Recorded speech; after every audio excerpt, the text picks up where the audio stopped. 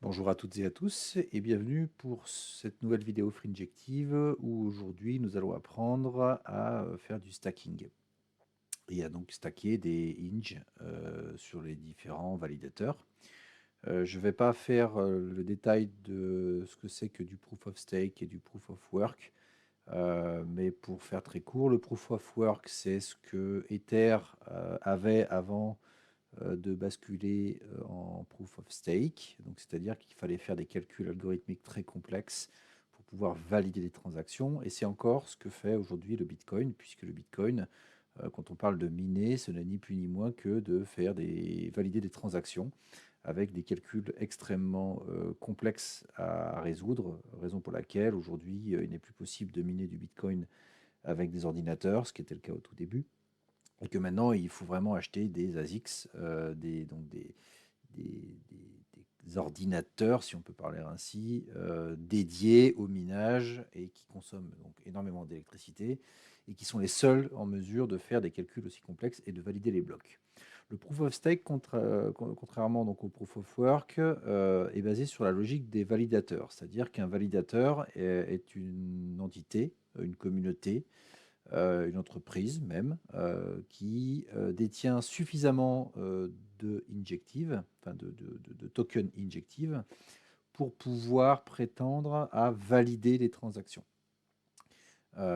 Et c'est exactement ce que fait la blockchain injective, c'est-à-dire que on a à notre disposition une quantité non négligeable de validateurs, puisque l'objectif c'est qu'il y en ait beaucoup. L'objectif c'est la décentralisation, pardon.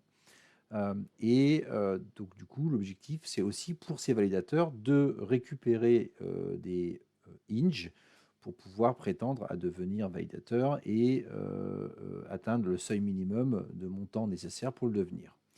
Pour ce faire, soit les validateurs achètent eux-mêmes des hinges, soit les membres de la communauté leur prêtent les hinges en contrepartie d'un taux d'intérêt. Et avec ces hinges-là, ils se constituent le montant minimal qui leur permet de devenir validateur et de sécuriser le réseau. Et c'est ce qu'on va voir aujourd'hui. Donc aujourd'hui, on va aller stacker nos hinges sur un validateur qui s'appelle Thalys. Il y en a plein d'autres. Mais comme Thalys est en partie français, ça fait toujours plaisir d'utiliser des ressources qui sont bleu, blanc, rouge. Et donc, pour ce faire, la première chose qu'on va faire, c'est vérifier donc ce qu'on a à notre disposition donc sur nos wallets. Comme vous le savez, probablement si vous avez vu les vidéos précédentes, on a un cold et un hot. Sur le hot wallet, j'ai pas beaucoup de fonds, donc je vais aller voir sur mon cold si j'en ai un peu plus. C'est tout de suite plus intéressant. Donc, on va faire un transfert de mon cold vers mon hot, puisque je vous rappelle qu'on ne connecte jamais son cold wallet sur n'importe quelle et quelconque application décentralisée. C'est le principe même du cold. Donc, on va aller copier l'adresse de mon hot. On va retourner sur mon cold et on va envoyer donc une partie des fonds. Je sais pas, on va dire que je vais stacker 0,1. Pourquoi pas. Je fais next. J'approuve la transaction. Normalement, j'ai... Alors, pourquoi ça n'a pas fonctionné? On va recommencer. Je ne vois pas pourquoi, puisque j'ai un message comme quoi j'avais pas assez de quoi payer les frais de transaction, ce qui n'est pas possible. Alors, recommençons. On voit que les frais de transaction sont extrêmement faibles. On voit que j'ai suffisamment de quoi payer les frais de transaction. Je valide. Ah, bah voilà. Donc ça a fonctionné. Je ne sais pas ce qui s'est passé, mais ça a fonctionné. Donc effectivement, si on retourne bien maintenant sur mon hot wallet, on voit bien que par rapport à ce que j'avais avant, j'ai beaucoup plus et que j'ai bien 0,1 inch.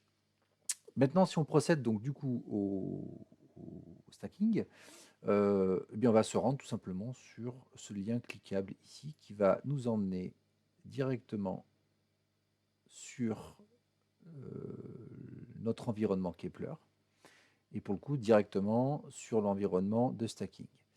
Donc là, on va choisir la blockchain injective, en l'occurrence, c'est ce qui nous intéresse. Et on voit qu'on a un certain nombre de validateurs non négligeables. Tous les validateurs ne se valent pas. Et on peut le voir en fonction des commissions qui sont prises par chacun des validateurs. Il y a certains qui prennent beaucoup de commissions, d'autres qui en prennent moins. Et je ne vais pas rentrer dans les considérations de voting power, euh, mais c'est aussi important dans le cas de la décentralisation. Si on a un validateur qui a plus de 50% de la puissance de validation, bah, on n'est plus vraiment décentralisé, ce qui va à l'encontre même de la blockchain. Et donc, comme je vous l'expliquais, on va aller chercher nos amis français de Thalys. On va cliquer dessus, on va bien valider que on va utiliser ce protocole-là. On voit qu'on a un unbounding période de 21 jours.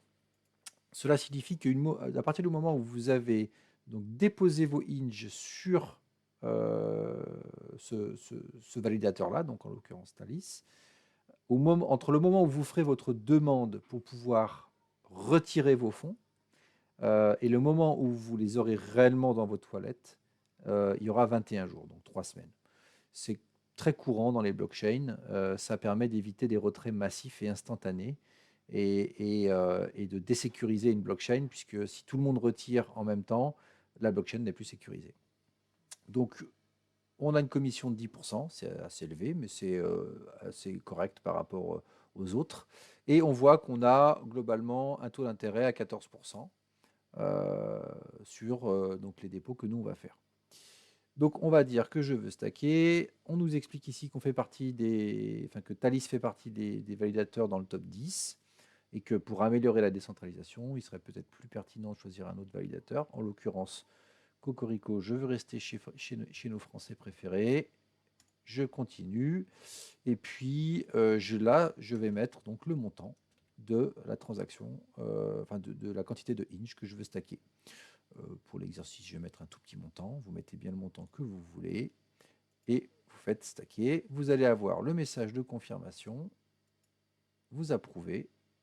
La transaction est en cours et la transaction est réussie.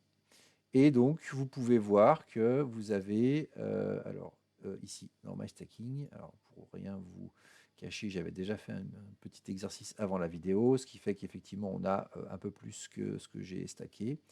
Mais on voit bien en fait que dans My Stacking, on a ce montant-là et on voit qu'on peut déjà récupérer donc ce qu'on appelle claim, puisque comme vous avez déposé des hinges et que cet argent-là, comme à la banque, travaille, vous pouvez les récupérer au moment où vous en avez besoin.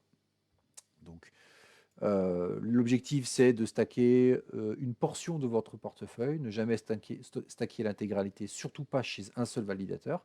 Vous pouvez si vous avez envie de stacker l'intégralité de vos hinges, vous pouvez le faire, mais je vous recommande fortement de le faire sur plusieurs validateurs. Et régulièrement de venir récupérer tout simplement les gains que vous avez, puisqu'en fait c'est de l'argent qui travaille comme dans votre banque, sauf que c'est décentralisé. Voilà, écoutez, c'était pas plus compliqué que ça. J'espère que la vidéo vous aura plu, pardon. Je vais y arriver. Si c'est le cas, je vous invite à mettre un petit pouce bleu, vous abonner si ce n'est pas déjà fait, et puis mettre la petite cloche pour avoir les prochaines vidéos. Et puis, je vous souhaite une bonne journée et à bientôt. Ciao!